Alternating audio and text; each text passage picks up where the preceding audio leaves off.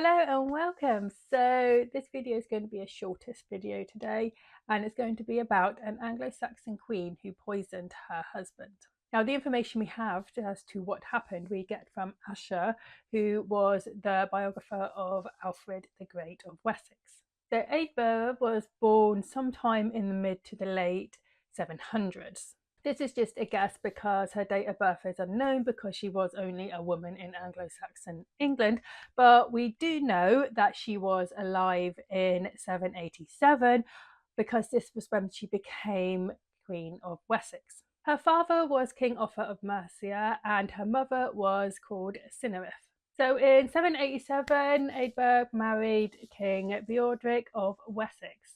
Now, Eadburh let the fact that she was queen go to her head and began to demand that her enemies were executed or exiled. And apparently, those that she couldn't get her husband to exile or execute, she would just assassinate by poisoning their food and drink.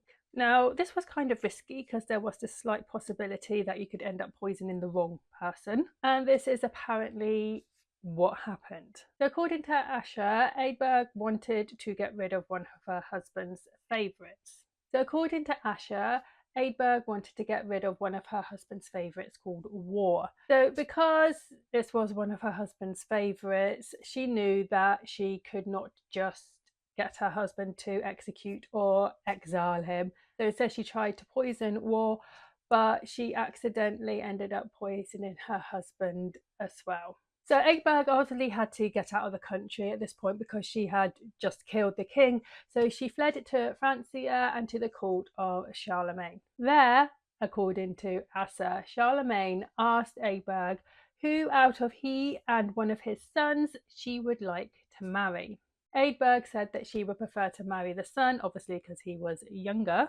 And to this, Charlemagne said, "Had you chosen me, you would have had both of us. But since you chose him, you shall have neither."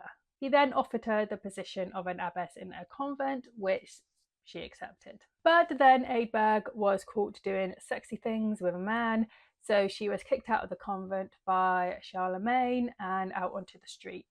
She ended up in northern Italy where she became a beggar. Now, according to Asher, the reason that the wives of the Wessex kings were called queens but were called king's wives, and the reason that they were not technically crowned and also that they were not allowed to sit next to the king on the throne was all because of Eadburh. So there's a little video about a queen that poisoned the king. I hope you enjoyed this video. If you did, like and subscribe, and I'll see you next time. Bye.